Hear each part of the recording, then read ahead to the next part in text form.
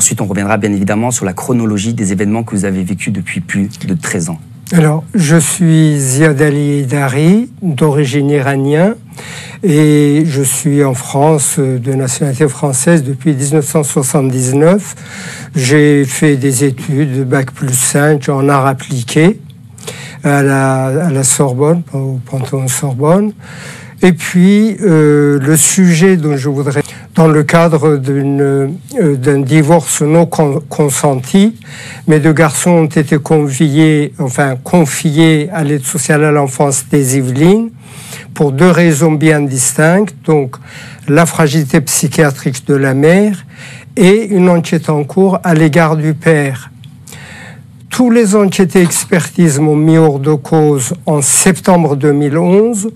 Le 19 avril 2012, un juge des enfants a ordonné le retour de mes enfants à la maison. Voilà, je suis propriétaire d'une maison dans les Yvelines.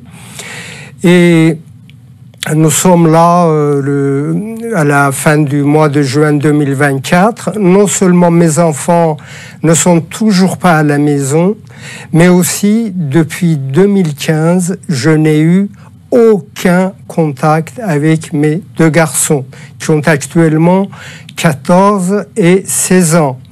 Je n'ai même pas une photo de souvenir de mes garçons. Voilà la situation dans laquelle nous sommes. Vous êtes, je le rappelle aussi, fonctionnaire auprès du ministre de la Culture depuis plus de 20 ans.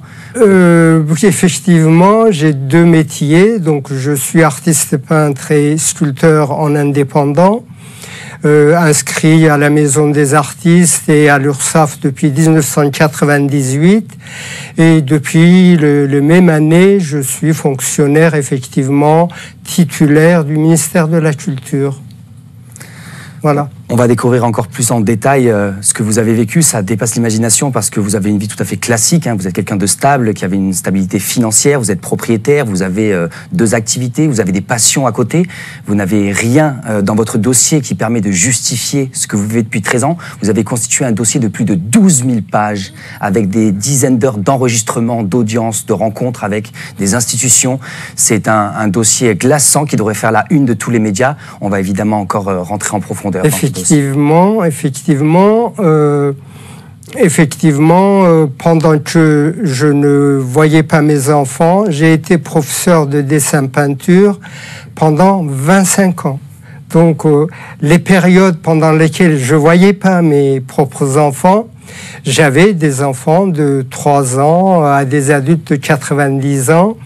Dans des groupes séparés, j'avais jusqu'à 80 élèves par semaine dans une école que j'avais créée avec statut, association loi 1901, et j'avais tous les clés de toutes les salles municipales dans lesquelles je organisais des expositions, dans lesquelles j'accueillais mes élèves, voilà. Et pendant ce temps-là, je ne voyais pas mes enfants. Alors pourquoi je ne voyais pas mes enfants?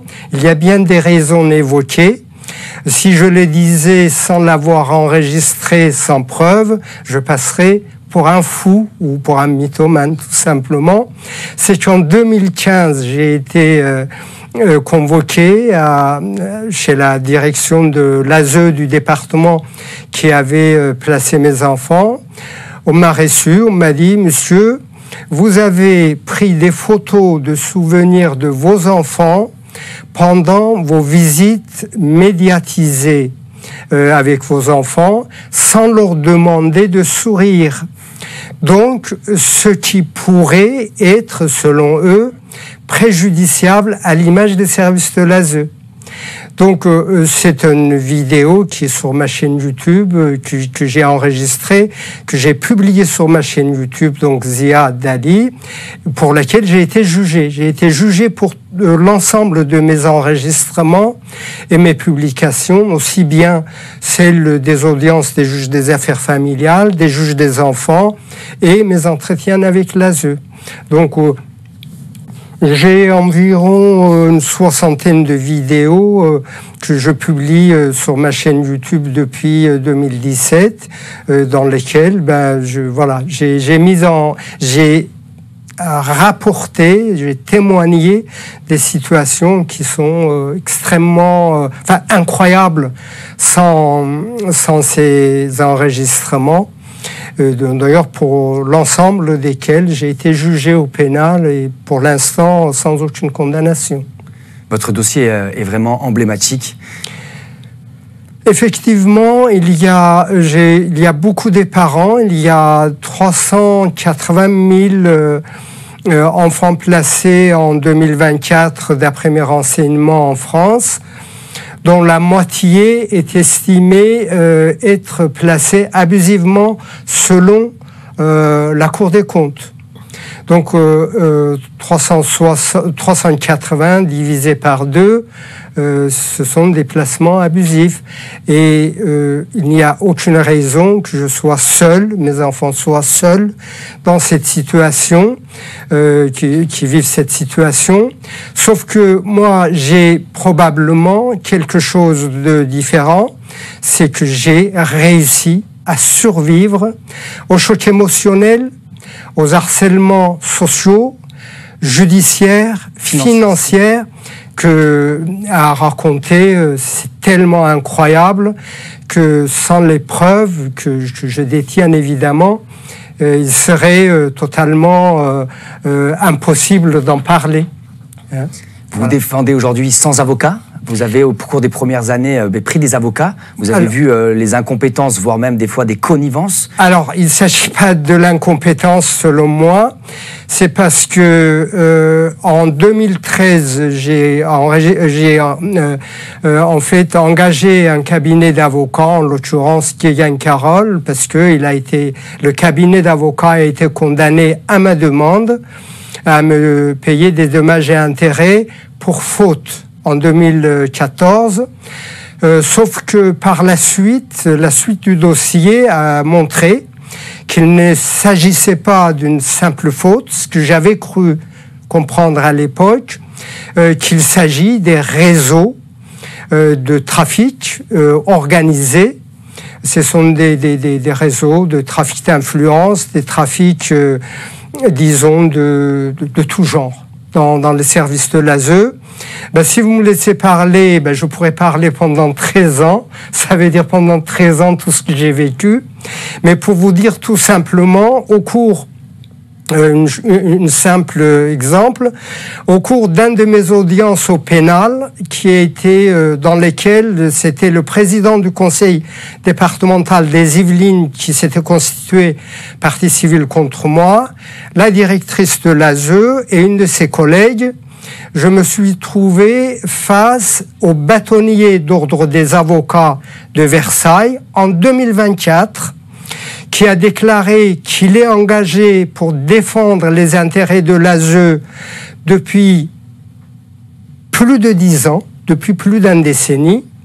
Et c'est là que j'ai compris pourquoi il y a eu des taxations d'honoraires contre moi pour des avocats que je n'avais jamais engagés. Ça et pour certains que je n'avais jamais vus. Jamais rencontré. Voilà.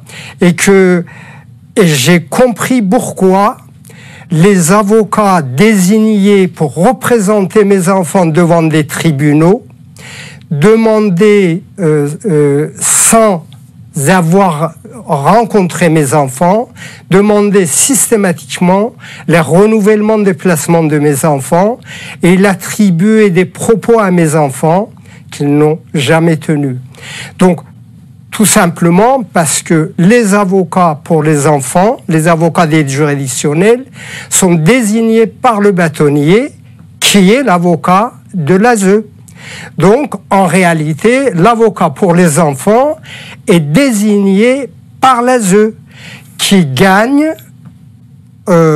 pour mes enfants, aux dépens de mes 2 garçons, jusqu'à 180 000 € par an, selon le dire du ministre de la Famille, en l'occurrence Charlotte Cobel, que j'ai enregistré à l'Assemblée nationale, où elle dit clairement que chaque enfant placé, pour chaque enfant placé, les départements dépensent entre 60 et 90 000 euros par an.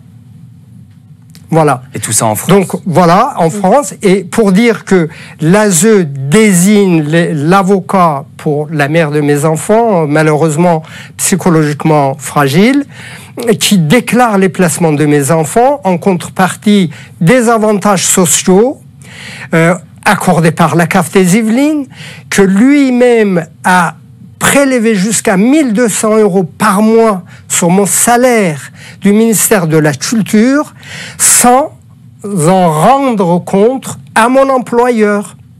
Ça veut dire, entre 2020 et 2023, le ministère de la Culture a payé jusqu'à 1 200 euros par mois sur mon salaire à la CAF des Yvelines, soi-disant pour entretien et éducation de mes enfants, entre autres, alors que mes enfants sont placés, alors que la CAF a prélevé cet argent sans prévenir mon employeur, et la CAF, quand il est venu devant un tribunal que j'ai porté plainte contre lui, et s'est présenté devant le tribunal, a prétendu qu'il l'a fait tout seul, sans l'aide de personne, et il n'y a jamais eu d'huissier. Sauf que l'huissier qui a fait ces prélèvements, eh bien, m'a donné tous les documents nécessaires, comme quoi c'est lui qui a prélevé ses pensions. Votre dossier, Zia, est d'une solidité incroyable. On parlera, il y a même, vous avez réussi à faire condamner la BNP Paribas de Saint-Germain-en-Laye par rapport à des prélèvements sur votre compte bancaire. Également. Enfin, on nage dans un cauchemar total. Également. Vous, sur 13 ans, c'est encore plus incroyable la quantité. Aujourd'hui, vous avez vraiment déplacé des montagnes. C'est 6 juges d'instruction qui sont sur votre affaire, Zia. Ça, c'est incroyable. Vous avez attaqué différents... Voilà. C'est des plaintes contre, effectivement... des juges, des affaires familiales, avocats, de l'ASE, voilà. J'ai toute tous ceux qui sont intervenus de manière qui ont manifesté une certaine défaillance dans ce dossier sont mis en cause de manière séparée. C'est pour ça qu'il y a effectivement 6 juges d'instruction. Ce que je rebondis sur le problème de manque de soins envers les enfants. C'est horrible. Les enfants, les enfants sont infestés de parasites. Moi, j'ai pris des photos des enfants. Alors que les budgets... dans des situations, vous pouvez même pas imaginer, dans un coin perdu d'un pays lointain, d'un pays qui n'a aucun moyen. Et en fait, il n'y a pas de mots pour les exprimer. Et c'est pour ça que beaucoup de parents ne survivent pas, parce que on a des chocs émotionnels et un sentiment d'impuissance, un sentiment de cauchemar qui sont sans pareil. Sans pareil, c'est que quand vous avez une souffrance, une maladie, vous vous faites une raison. Vous vous dites, voilà, c'est la nature, c'est ci, c'est ça. Mais quand vous êtes dans cette histoire, vous vous dites, mais je suis pas dans un jungle. Sans ça, moi j'aurais mes dents contre les dents de l'autre, et puis voilà, je me battrais. Vous êtes dans une société extrêmement organisée.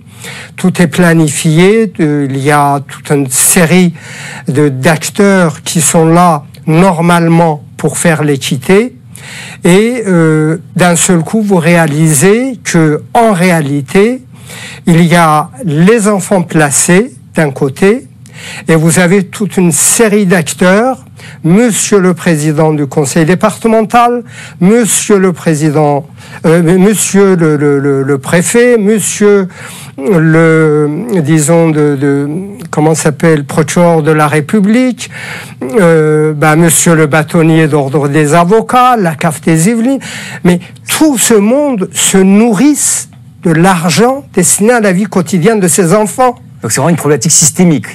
Ouais. C'est systémique, puisque il n'y a aucun contradicteur, puisque les parents sont poussés au suicide, à l'abandon de leurs gosses. Ils sont poussés à abandonner leurs gosses d'une manière ou d'une autre. Les enfants, évidemment, ne peuvent pas se défendre. Qui reste dans ce milieu? Eh bien, personne. Parce que c'est une institution sans contrôle. Un contrôle chaque 26 ans, en moyen. C'est statistique officielle. Et qui travaille avec des sous-traitants pour les foyers. Qui travaille avec... Ça veut dire que dans cette histoire, j'ai fait des enquêtes. J'ai passé mes 13 années à faire des enquêtes, des études, des recherches, des enregistrements, voilà, un travail d'enquêteur. Ce qui se passe, en réalité, je le dis, je l'ai déjà dit publiquement et je n'hésite pas à le dire, j'ai des preuves pour cela. Il y a des enquêteurs, des journalistes qui ont fait des recherches, ils se sont rendus compte qu'en réalité, cet argent, fameuse 90 000 euros par an, qui fait 7 000 euros, 7 500 euros par mois, par enfant, et récolté, donc c'est de l'argent public, qui est récolté par le conseil départemental, et ce conseil départemental qui le rend, moi je raconte en gros, hein, je ne suis pas comptable, mais qui donne une partie à ces sous-traitants qui sont des sociétés ou des sociétés gérées sous les statuts d'association loi 1901, notamment par exemple on appelle UFSE, Union pour les enfants, quelque chose comme ça, dans le cas de mes enfants, ou maintenant ça s'appelle SAFT Normandie parce qu'ils changent de nom, hein, évidemment. Pour se masquer. Et en fait, ils donnent cet argent à ces sociétés et une partie reviendrait sous forme de corruption aux agents de fonction publique, en fonction territoriale, qui ont offert ces enfants à ces sociétés et reviendraient sous forme de corruption. C'est gravissime ce que vous dites. Voilà, alors c'est gravissime. Eh bien, c'est pour cela que j'ai effectivement déclaré que mes enfants ont pu être vendus par le département des Yvelines à des sociétés privées. On m'a dit, mais monsieur, mais vous êtes en France, mais où est-ce que vous croyez en France vendre des enfants? Eh bien, pour cela, ce ne sont pas des choses qu'on peut trouver sur les médias nationaux, malheureusement, mais j'ai sorti des témoignages, des lanceurs d'alerte, dont je fais partie, j'espère. Eh bien, j'ai sorti des témoignages comme quoi un équivalent en Italie, il y a, depuis 2018, il y a une trentaine de magistrats, d'avocats, de psychiatres, des acteurs sociaux qui sont en procès pour avoir vendu des enfants à des familles d'accueil. Alors, comment ils procédaient? Tout simplement, le psychiatre, en fait, les assistants sociaux faisaient faire des dessins aux enfants ou à leurs agents, et on attribuait ces dessins aux enfants.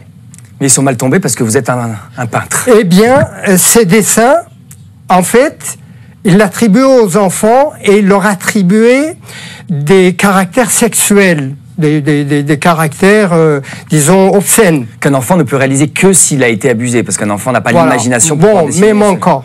Et là, un psychiatre intervenait en disant, oui, ce dessin, effectivement, est fait par un enfant qui a dû être abusé par les parents. Et aller l'enfant dans le sac, et on la vend à une famille d'accueil, c'est beaucoup d'argent. 7 500 euros par mois, c'est beaucoup d'argent. Donc, toute une série disons, de réseaux qui vivaient de ça. Et donc, il y a un procès. Et moi, j'ai trouvé des dessins d'enfants, soi-disant, qui, dans le dossier de mes enfants, qui m'a été remis par un juge d'instruction, parce que les parents, évidemment, n'ont pas le droit d'avoir accès au dossier des enfants, et on sait pourquoi. Et là, j'ai vu effectivement que ces dessins ne sont ni faits par les enfants, ni ils ont quelques caractères sexuels ou obscènes que ce soit, mais qui ont servi quand même à m'évincer de la vie de mes enfants. et puis a permis de pérennisation de leur placement. Ouais. Donc ils ont appliqué le même type de stratégie. Et vous, avec votre œil d'artiste, vous avez bien vu que ces dessins n'étaient pas celles de la main d'un enfant. Eh bien ça, c'est mon spécialité. Vous me disiez en préparant l'émission. J'ai fait partie, pardonnez-moi, j'ai fait partie des jurys pour sélectionner des artistes qui gagnaient des choses. Voilà. Donc, et puis j'ai, disons, depuis 1998, c'est mon métier officiel, et j'ai fait bac plus 5 années réussite dans ce domaine. Et c'est un cas exceptionnel aussi parce qu'on le disait, vous l'avez dit rapidement, mais on peut revenir dessus quand même. C'est qu'en 2015 ou 2012, vous l'avez précisé, c'est que l'ASE en fait le juge avait validé le retour des enfants à vos côtés, et en fait c'est l'ASE qui a empêché le fait que vous retrouviez vos enfants. Alors l'ASE n'a pas respecté une décision de justice. Alors, il n'a pas respecté une décision de justice, sauf que la chance, pour moi, c'est que j'ai pas d'avocat. Du coup, j'avais reçu l'ordonnance du juge des enfants visant les retours de mes enfants. Et je connais par cœur ces décisions, je connais mot par mot les décisions. Eh bien, un juge des enfants, le 19 avril 2012, a ordonné les enfants de Monsieur Hédari devraient rentrer chez le père au plus tard d'ici 1 an, sauf si un juge des affaires familiales ordonne, change la résidence principale des enfants entre-temps. Ça veut dire que mes enfants, à partir de 19 avril 2012, auraient dû être à la maison. Il y a plus de 12 ans. Mais voilà, il y a plus de 12 ans. Mais au plus tard, au bout d'1 an, ça veut dire le temps qu'un juge des affaires familiales aurait dû mettre leur résidence principale chez le père. Parce que je dois dire que j'ai une baraque de 3 étages avec un grand jardin dans un des lieux le plus, disons, bon à vivre dans la région parisienne. Et puis voilà, j'ai le statut, j'ai un emploi fixe, un revenu fixe, j'ai pas de problème de santé, ni avec la justice, ni problème social. Mais on a fixé la résidence principale de mes enfants chez la mère sans domicile fixe, sans emploi, atteinte des problèmes psychiatriques malheureusement avérés parce qu'elle a été régulièrement hospitalisée, donc pour des maladies. Et donc le juge des affaires familiales a fixé la résidence principale des enfants chez la mère, sans domicile fixe, et puis tout ça. Pourquoi? Parce que ça permettait leur placement. Eh bien, c'est pour cela que j'ai aussi enregistré les audiences des juges des affaires familiales et que j'ai publiées, pour lesquelles j'ai été jugé aussi, pas condamné. Par exemple, un juge des affaires familiales, dans son audience, me dit « Monsieur, vous allez signer quelques papiers, d'ici 15 jours, je fixerai la résidence éventuellement de vos enfants chez vous, au cas les enfants allaient rentrer à la maison. » Eh bien, quelques semaines après, je reçois l'ordonnance de ce juge des affaires familiales, écrivant « Monsieur Hédari s'est désisté de toutes ses demandes pendant l'audience. » Mais il ne savait pas que j'avais enregistré, il faut l'excuser. Donc, c'est pour cela... Quelle intelligence. C'est pour cela que, pour vous dire que c'est une histoire incroyable. C'est que j'avais porté plainte contre ces juges des affaires familiales en 2020. Donc, il y avait un juge d'instruction de nommer. En 2024, pardonnez-moi, en 2022, me semble-t-il, je peux me tromper des dates, j'ai été entre-temps 2 fois passé à la chambre d'instruction de la cour d'appel pour ce dossier, en 2024, je reçois une ordonnance de non-poursuite parce que quand j'ai porté plainte avec constitution de partie civile en 2022, j'ai procédé une semaine trop tôt. Alors que, entre-temps, j'étais déjà passé 2 fois à la chambre d'instruction, qui avait validé la continuation du dossier. Donc, du coup, j'ai mis 4 autres juges des affaires familiales en cause, avec l'enregistrement de leur audience. Et ce qui est incroyable avec vos 2 cas, c'est que vous étiez des personnes qui avaient une stabilité professionnelle. Vraiment, on n'est pas dans des cas compliqués. Évidemment, c'est toujours des sujets complexes, parce que l'aide sociale à l'enfance est aussi parfois là pour protéger les enfants vraiment en difficulté. Et on ne veut pas dire que la problématique est appliquée à tous les enfants. Moi, en fait, je n'ai aucun rancune contre personne. Il y a des responsabilités à un moment quand même. Alors, la responsabilité, j'estime que il faut changer les services de l'ASE, c'est un mode de fonctionnement, c'est responsable et il faut absolument mettre en place une institution qui serait inviolable.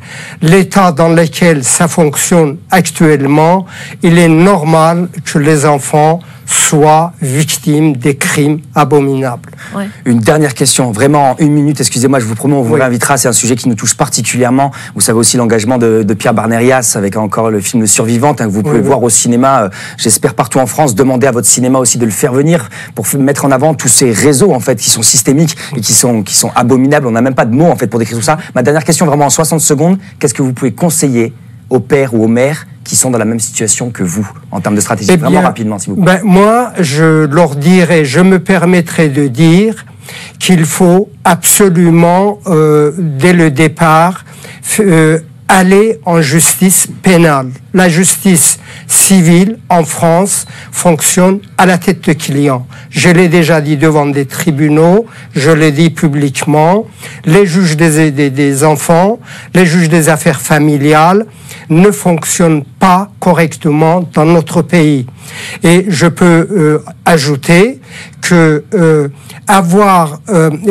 que l'avocat, l'obligation d'être représenté par avocat en matière de divorce est une des failles énormes de la justice familiale. Il faut que ça change.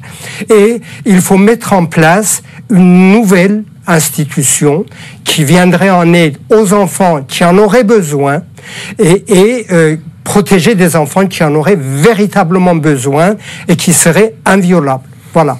Ziad Ali, merci pour votre courage. Vraiment, c'est touchant. J'ai pas les mots parce que c'est des sujets tellement douloureux. Je le répète une nouvelle fois, vous êtes des héros et j'espère qu'on sera nombreux à vous soutenir.